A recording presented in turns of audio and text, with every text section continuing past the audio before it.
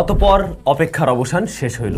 IQ new 10 বর্তমান সময়ে high demanding smartphone, যেটাকে বলা হচ্ছে ট্রু ফ্ল্যাগশিপ কিলার। তবে এই ট্রু ফ্ল্যাগশিপ কিলারটা যে প্রাইস পয়েন্টে পাওয়া যাচ্ছে সেই একই জায়গায় আরও একজন খেলোয়াড় রয়েছে রাইট নাও, আর এটা হলো অনার জিটি। এটার ফুল রিভিউ অলরেডি আপনারা পেয়েছেন, এর সম্বন্ধে সব কিছু জানেন। আর আইকিউ নিউ 10 এটার একটা ফার্স্ট ইমপ্রেশনের ভিডিও আমাদের চ্যানেলে দেওয়া হয়েছিল, সেখানে মোটামুটি বিষয়বস্তু আলোচনা করা হয়েছিল। বাট টেস্টিং রেজাল্টগুলো বলছিলেন কয়েকদিন পরেই জানাবো, কারণ এই ধরনের চাইনিজ ফোনগুলোর ক্ষেত্রে একটু টাইম দিয়ে ব্যবহার করে যদি জানানো হয় সেক্ষেত্রে আপনি ডিসিশনটা পারফেক্টলি মেক করতে পারেন। আর এই কারণেই স্যামসাং একদম দ্রুত সময়ের মধ্যে জাস্ট রিভিউটা নিয়ে আসলাম, একটা কিছু বলে দিলাম, ব্যাপারটা এমন না, টেস্ট করেই বলা উচিত রাইট। যেহেতু এই দুইটা ডিভাইসই সেম প্রাইস পয়েন্টে পাওয়া যাচ্ছে এবং সিমিলার কিছুই অফার করছে, তো আমাদের এইটার ফুল রিভিউতে হয়তো উনি মাঝে মাঝে কম্প্যারিজনে চলে আসবে, যাতে করে আপনাদের বুঝতে আরও সুবিধা হয় কোনটা আসলে আপনার নেওয়া উচিত। ভিডিও স্পন্সর এসএমএস গ্যাজেটকে অনেক ধন্যবাদ আমাদেরকে এই দুইটা ডিভাইস দিয়ে সহায়তা করার জন্য। তাদের কাছে কিন্তু বর্তমানে অনার জিটি এবং আইকিউ নিউ 10 অ্যাভেলেবেল রয়েছে। দুইটারই কারেন্ট প্রাইস ভিডিও ডেসক্রিপশনে মেনশন করা আছে। এটার দাম আগের থেকে যে অনেকটা কমছে এমন না, আগের চাইতে একটু কমে পাওয়া যাচ্ছে অ্যারাউন্ড 44K, আর অনার জিটির ক্ষেত্রে আরও কিছুটা কম দামে আপনারা পেয়ে যাবেন। ডেসক্রিপশনে একটু চেক করে নেবেন। দেখুন ফার্স্ট ইমপ্রেশনে এর ওজন টোজন দেখতে কেমন সব কিছু তো আলোচনা করা হয়েছিল, তো ওদিকে আর বোধহয় না যাই। তবে এই 199 গ্রাম ভরের ডিভাইসটা এক হাতে নিয়ে চাইলে ব্যবহার করা যায়, আর খুব বেশি মোটা মনে হবে না। বড় একটা ব্যাটারি থাকা সত্ত্বেও ডিভাইসটা বেশ পাতলাই মনে হবে আপনার কাছে যখন আপনি রেগুলার লাইফে ব্যবহার করবেন। এছাড়া যাবতীয় ports and button as usual অন্যান্য ফোনের মতো তো অবশ্যই আছে। আর হ্যাঁ, এটার কালারটা একটু ইউনিক, একটু বোল্ড লাগতে পারে অনেকের কাছে, এটা যার যার নিজস্ব পছন্দের ব্যাপার। সেক্ষেত্রে এসে এটার সাথে কম্পেয়ার করে যদি বলি, এটা আপনার পছন্দের ব্যাপার, কোনটা ডিজাইন আপনার কাছে ভালো লাগছে বেশি কমেন্ট করে জানাবেন। তবে আইকিউ নিউ 10 এই ডিভাইসটার ডিসপ্লে সেকশনে এসে দেখছি আমরা একটা এলটিপিও প্যানেল রয়েছে, যার সাইজ হলো গিয়ে 6.78 ইঞ্চ। এটা অবশ্যই 1.5K রেজুলেশনের, যেখানে আমরা 144 হার্টজ হাই রিফ্রেশ রেট দেখছি। 144 হার্টজ এইটা কিন্তু রেগুলার ইউসেজে আপনি ওভাবে পাচ্ছেন না। নর্মালি যখন ইউজ করবেন আপনি 120 হার্টজই পাবেন। এটা গেমিংয়ের ক্ষেত্রে কিছু কিছু গেমে 144 হার্টজ পর্যন্ত সাপোর্ট দিতে পারে, সেগুলো সব গেমে যেমন না, সাপোর্টিভ গেমগুলোতে। বাট এর ডিসপ্লের ব্রাইটনেস কিন্তু বেশ ভালো, 1800 নিটস এইচবিএম ব্রাইটনেস রয়েছে, যার আবার পিক ব্রাইটনেস হচ্ছে গিয়ে 4500 নিটস। তো রেগুলার ইউসেজে যখন কিন্তু আপনি আউটডোরে ব্যবহার করবেন বা আমরা ব্যবহার করছিলাম, তাতে করে কিন্তু এই ডিভাইসটার ব্রাইটনেস জনিত কোনো ধরনের প্রবলেম আমরা ফেস করিনি। ডিরেক্ট সানলাইটে গিয়ে যখন ছবি তুলছিলাম কোনো ধরনের সমস্যা হয়নি দেখতে। এবার যদি আমরা একটু সাইড বাই সাইড ওনাদেরকে কম্পেয়ার করে দেখাই, দুইটা ডিসপ্লে দেখতে কিন্তু বেশ ভালোই লাগছে, একই রকম লাগছে, চিন বেজেল বেশ ন্যারোই। তবে অনারের ডিসপ্লেটা একটু পপ আপ টাইপের কালার দেয়, মানে দুইটা ডিসপ্লের একটারও কালার অ্যাকুরেসি একদম পারফেক্ট না, দুইটাই একটু ভাইব্রেন্ট করে কালার প্রেজেন্ট করে। যদিও অনারেরটা আরও একটু বেশি ভালো লাগতে পারে আপনার কাছে, কারণ এটা একটু ওয়ার্মের দিকে নিয়ে আবার প্রেজেন্ট করে, যে বিষয়টা অনেকের কাছে একটু বেশি ভালো লাগতে পারে। বাট অনারে কিন্তু আপনি আবার এলটিপিও টেকনোলজিটা পাচ্ছেন না, যেটা আপনার এই নিউ 10-এ রয়েছে। নিউ 10-এ আবার দেখলাম ওয়াইড ভাইন L1 এর সাপোর্ট তো রয়েছে, বাট এইচডিআর এর সাপোর্ট পাওয়া যায়নি নেটফ্লিক্সের ক্ষেত্রে। বাট ইউটিউবের ক্ষেত্রে HDR content 60 FPS perfectly work করছে 4K গুলো। আর ওয়াইড ভাইন L3 রয়েছে কিন্তু অনার জিটিতে। প্রোটেকশনের ব্যাপারটা নিয়ে আমি একটু কনফিউজড নিজেও, আমি জানি না আসলে প্রোটেকশনটা কেমন কি রয়েছে। তো এর সাথে একটা গ্লাস প্রোটেক্টর ব্যবহার করলেই বরং ভালো হবে। রয়েছে আন্ডার ডিসপ্লে ফিঙ্গারপ্রিন্ট স্ক্যানার, এটার পজিশনটা আমার কাছে নিয়োর ক্ষেত্রে খুব বেশি উপরে মনে হয়েছে আসলেই, যেখানে একটু মানে ফার্স্টের দিকে আমার কাছে একটু প্যারা লাগতেছিল, ইউজ টু হয়ে গেলে আর প্যারা নাই। এটা মোটামুটি প্রত্যেকবারেই একুরেট রেজাল্ট দেয় এবং ঠিকভাবে রিড করতে পারে। এখন গ্লাস প্রোটেক্টর লাগাই নিলে পরে একটু প্যারা পোড়া খাইলেও খাইতে পারেন আর কি। যাই হোক, আমাদের এই দীর্ঘদিনের ব্যবহারে এই ফোনের ডিসপ্লেতে কোনো ধরনের ইস্যু আমরা ফেস করিনি, মিস টাচ বা কোনো ধরনের কালার শিফট করছে কিংবা সাইড থেকে কোনো ধরনের ব্লু টিন্ট, গ্রিন টিন্ট এ জাতীয় কোনো প্রবলেম কিন্তু আমরা এটাতে ফেস করিনি। এমনকি টাচ রেসপন্সেও এই ডিসপ্লেটা বেশ রেসপন্সিভ একটা রেজাল্ট দিতে পারছে। এবার যদি আসল জায়গায় চলে আসি, যেই কারণে মূলত এই প্রাইস পয়েন্টে এসে এই দুটা ডিভাইসের থেকে যে কোনো একটা আপনি চয়েস করবেন, আর তাহলে এর প্রসেসর। দুটা স্মার্টফোনে রয়েছে Qualcomm Snapdragon 8 Gen 3 base variant. শুরুই হয়েছে দুটো ফোনের ক্ষেত্রে 12GB র্যাম থেকে এবং 256GB 16GB পর্যন্ত আছে। যেমন এটা 16GB, আপনি 512GBও চয়েস করতে পারেন। আর এটার প্রত্যেকটা স্টোরেজে টাইপ হলো কি UFS 4.0। বাট অনারের ক্ষেত্রে, অনার জিটির ক্ষেত্রে বেস ভ্যারিয়েন্ট কিন্তু হচ্ছে গিয়ে UFS 3.1, বাট একদম হাইয়েস্ট যে ভ্যারিয়েন্ট, টপ ভ্যারিয়েন্ট, ওইটাতে গিয়ে UFS 4.0 দিয়ে রাখছে ওরা। তো এখন যদি আপনি 12GB টু 12GB কম্পেয়ার করেন, তাহলে স্টোরেজের বেলায় কিন্তু উনি এগিয়ে আছে, মানে স্টোরেজ টাইপের বেলায় এবং রিড রাইট স্পিডের বেলায়। আইকিউ নিউ 10 রান করছে অরিজিনওএস 5 বেসড অন অ্যান্ড্রয়েড 15। 3 বছরের মেজর আপডেট দিবে আইকিউ, এমনটাই দাবি করছে। অনারের ক্ষেত্রে মেজর আপডেট দিচ্ছে 2 বছরের, তো ওই জায়গায় একটু অনারটা পিছিয়ে আছে। এখন খুবই ভালো মানের একটা প্রসেসর রয়েছে কিন্তু দুইটা স্মার্টফোনের ক্ষেত্রেই, এবং লাস্ট ইয়ারের ফ্ল্যাগশিপ প্রসেসর এটাই ছিল অ্যান্ড্রয়েডের জন্য। খুবই স্ট্যাবল একটা প্রসেসর এই প্রসেসরটা, রাইট নাও বেশ স্ট্যাবল একটা প্রসেসর। এবং যদি বলেন আমি 40,000+ দিয়ে যখন একটা ফোন কিনছি এই প্রসেসরটা পাচ্ছি, সেটা কেমন জায়গায় আছে? ডেফিনেটলি সবচাইতে বেস্ট জায়গায় আছে এটা। যেহেতু দুইটা ডিভাইসে আমরা সেম প্রসেসরটি দেখছি, আমরা একটু সাইড বাই সাইড টেস্টিং রেজাল্টগুলো শেয়ার করে দিচ্ছি, লাইক আন্তত বেঞ্চমার্ক স্কোর, মানে সিনথেটিক বেঞ্চমার্কিংয়ের যে স্কোরগুলো রয়েছে সেগুলো একটু দেখে নিতে পারি কেমন কি রেজাল্ট করছে। যা দেখলেন ম্যাক্সিমাম জায়গায় আইকিউটা একটু এগিয়ে আছে, সেটা ওই রিডার স্পিড থেকে শুরু করে আন্তত স্কোর বা ম্যাক্সিমাম জায়গায়। বাট অপটিমাইজেশনের একটা ব্যাপার থাকে, প্রত্যেকটা কোম্পানি তাদের নিজেদের মতো করে অপটিমাইজ করা ট্রাই করে, ইউজার ফ্রেন্ডলি করে তৈরি করে এবং ওভারঅল পারফরমেন্স সেই জায়গা থেকে আমরা দেখতে পাই, রাইট? তো এই যে এটা অরিজিন ওয়েসে রান করছে, অন্যদিকে অনার একটা ম্যাজিক ওয়েসে রান করছে, বাট দুইটা ডিভাইসের ক্ষেত্রে আমরা আসলে কিন্তু রেগুলার লাইফে সিমিলার টাইপের একটা রেজাল্ট দেখছিলাম। যদি মাল্টিটাস্কিং দিয়ে বলি, দুটোই কিন্তু খুব ভালো রেজাল্ট দিচ্ছে। যেমন 12 জিবি র্যাম, এটা গুড এনাফ।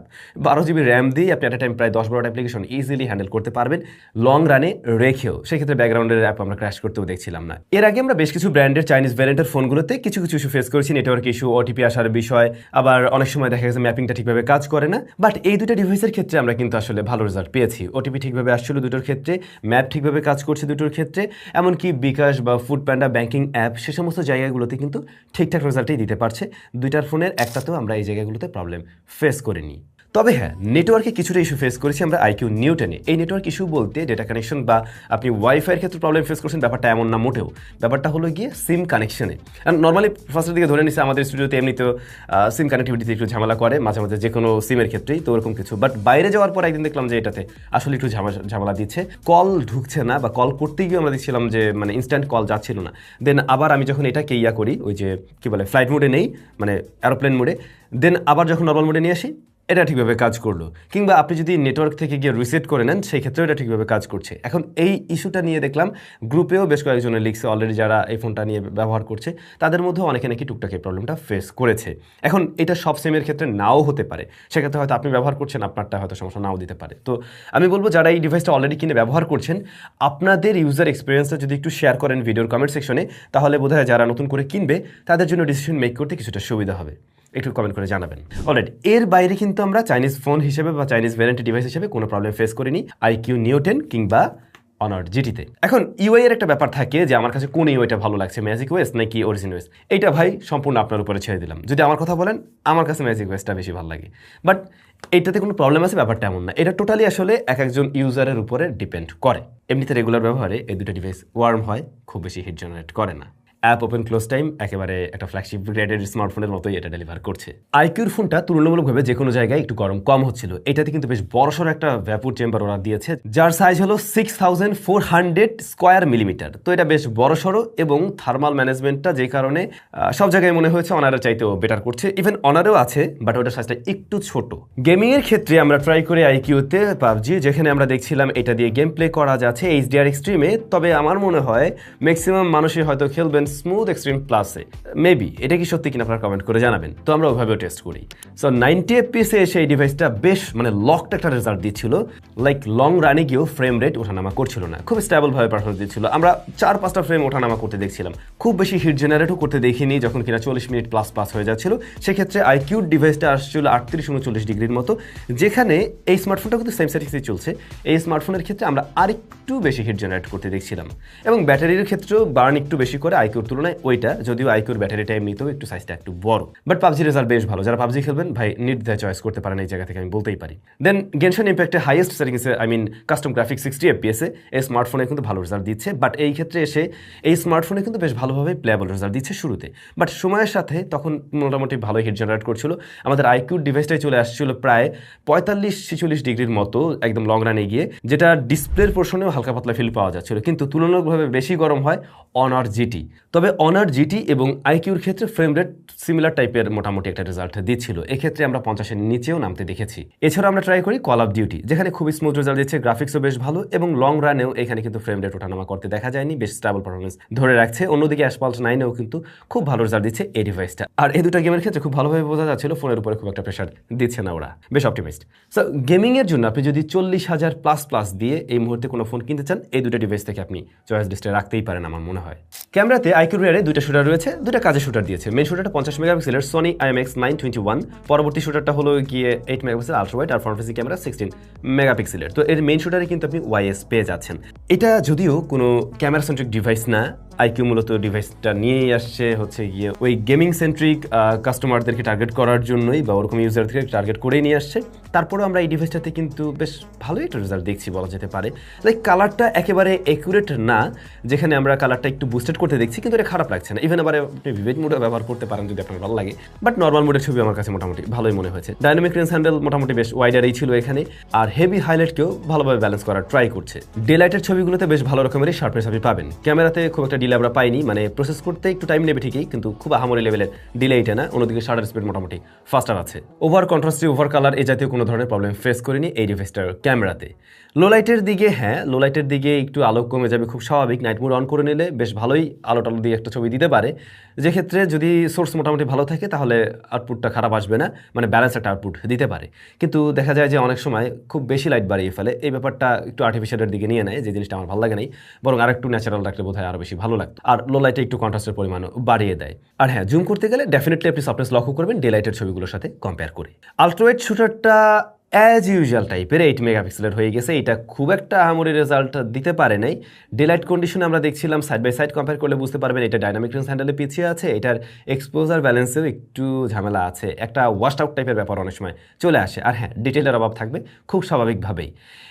এখানে আরেকটু বড় কিছু দিতে পারতো, যে জিনিসটা আমরা দেখতে পাই আবার অনারের ফোনে। আমরা একটু পরে অনারের সাথে এটার একটা সাইড বাই সাইড কম্পেয়ার ছবি দেখছি। তো আলট্রাওয়াইডে যদি আপনি দিনের বেলা ছবি নেন, ওই ছবিগুলো আপনি আশা করছি কাজে লাগাতে পারবেন, বাট লো লাইটের ছবি আমার মনে হয় না যে খুব একটা কাজে লাগানোর উপযোগী থাকে এই ফোনে। তবে পোর্ট্রেট মোডটা আবার ভালো লাগতে পারে। এখানে পোর্ট্রেটে ছবি তোলার ক্ষেত্রে আমরা কয়েকটা ফোকাল লেন্থে ছবি তুলতে পারছি, 24, 35 এবং 50। ম্যাক্সিমাম মানুষই মনে হয় আমার মতো 35 এবং 50mm দুইটাকে পছন্দ করবেন। 35-এর চাইতেও বরং 50mm-টাই বেশি ভালো লাগার কথা। এক্ষেত্রে আপনাকে দেখতেও বেশি সুন্দর লাগবে এবং বডি শেপটা পারফেক্ট পাওয়া যায়, আমরা সবসময় জানি। আর ব্যাকগ্রাউন্ড ব্লারনেসটা আমার কাছে আর্টিফিশিয়াল লাগেনি। হ্যাঁ, স্ক্রিনে চাইনিজ ফোনগুলোতে দেখা যায় পোর্ট্রেট মোডে, এমনকি ফ্রন্ট ফেসিং ক্যামেরায় একটু গ্লো, একটু সফট করে প্রেজেন্ট করে। আর বাকি থেকে ফ্রন্ট ফেসিং ক্যামেরা এটা মোটামুটি একটা ডিসেন্ট রেজাল্ট দেয়। আপনি ভালো লাইট দিতে পারলে, সোর্স ভালো থাকলে এটার আউটপুট ভালোই পাবেন। তবে ডাইনামিক রেঞ্জ হ্যান্ডেল আবার মেইন ক্যামেরার মতো ততটা ভালো ছিল না এখানে। আর ইনডোরের দিকে কিন্তু উনি সফট করছে কিছুটা। ভিডিওতে স্মার্টফোন দিয়ে আপনি সর্বোচ্চ রেকর্ড করতে পারবেন 8K 30 FPS, যেখানে স্টেবিলিটির অভাব বোধ করবেন। এবং এই ভিডিও আমার মনে হয় না খুব একটা ভালো লাগবে আপনাদের কাছে, বরং বেশি ভালো লেগেছে 4K 60 FPS। সেই ক্ষেত্রে স্টেবিলিটিটা মোটামুটি ভালোই পাওয়া যায়। আর ভিডিওতে আমি এই ফোনে জিটারিংয়ের মতো কোনো ইস্যু ফেস করিনি। এক্সপোজার ব্যালেন্সে একটু টাইম নিতে পারে, তবে ভিডিও বেশ ব্রাইট এবং ডিটেলের পরিমাণ মোটামুটি ওকেই আছে। কালারটা একটু হালকা ভাইব্রেন্টের দিকে থাকে। আই হোপ এটা খারাপ লাগবে না আপনাদের কাছে। আর এটা হচ্ছে ফ্রন্ট ফেসিং ক্যামেরার ইনডোর লাইটিং কন্ডিশনের video sample. Even sound record হচ্ছে এই ডিভাইসে, সো মাইক্রোফোনের কোয়ালিটি বুঝতে পারছেন। বাট এই ফোনের ফ্রন্ট ফেসিং ক্যামেরায় ভিডিও রেকর্ড করা যায় সর্বোচ্চ 1080p-তে, যে জিনিসটা আমার কাছে একটু কম লেগেছে। 4K থাকলে একটু সুবিধা হইতো। আপনি মনে হয় বুঝতে পারছেন খুব ভালোভাবে যে এইটার ক্যামেরাতে একদম ওই লেভেলের ফোকাস দেওয়া হয়নি। বাট আমরা যদি কিনা অনারের সাথে একটু কম্পেয়ার করে দেখতে যাই, সেক্ষেত্রে আপনি দেখবেন অনারের ছবিটা একটু ওয়ার্মের দিকে নিয়ে টোন দিচ্ছে, যেখানে আইকিউর ফোনটা আর একটু ন্যাচারাল লাগবে এখন আপনার কাছে। আইকিউরটাতে আপনি দেখবেন ডাইনামিক রেঞ্জ হ্যান্ডেল তুলনামূলকভাবে বেটার মনে হচ্ছে, আবার হেভি হাইলাইট টাইলাইট সেগুলোকে একটু ভালোভাবে ব্যালেন্স করার ট্রাই করছে। সব ক্লিকেই এমন হয় এমনটা না, দুইটা প্রায় সিমিলার টাইপের রেজাল্ট থাকে ম্যাক্সিমাম টাইমেই। কিছু কিছু জায়গায় দেখতে পারেন, মানে কিছু কিছু সিনারিওতে দেখবেন একটু শ্যাডো এরিয়াতে আইকিউর তুলনায় এগিয়ে আছে অনার, আবার আইকিউটা একটু হেভি লাইটে গিয়ে ভালো কন্ট্রোল করতে পারছে। এরকম হালকা পাতলা একটু চেঞ্জেস লক্ষ্য করবেন। বাট আপনাদের কাছে কি মনে হয়, কোনটার ছবি বেশি ভালো লেগেছে আপনাদের কাছে? এটা আপনারা একটু কমেন্ট করে জানাইন। তবে আমার মন্তব্য কি জানেন, আলট্রা ওয়াইডে আইকিউর চাইতে বরং অনারেরটা একটু এগিয়ে থাকে বেশি। আচ্ছা, স্টেরিও স্পিকার রয়েছে এবং সাউন্ড কোয়ালিটি ভালো। ফুল ভলিউমে আমি খুব একটা ডিস্ট্রাকশন পাইনি, টুকটাক দুইটা সাউন্ড একটু ডিস্ট্রাকশন দেয় একদম ফুলে গেলে, বাট এটা লাউডনেস যথেষ্ট ভালো, অতদূর যাওয়ার প্রয়োজন পড়বে না। আই হোপ এটার হ্যাপটিক ফিডব্যাকটা মোটামুটি আমার কাছে বেশ টাইটেই মনে হয়েছে। ডে বাই ডে এই যে অ্যারাউন্ড 35K উপরের ফোনগুলোতেই দেখবেন মোটামুটি হ্যাপটিকের দিকে একটু গুরুত্ব দেওয়া হচ্ছে, এটা ভালো দিক। ব্যাটারিটা 6100 mAh সিলিকন কার্বন, যে কারণে ফোনটা স্লিম রাখতে পারছে।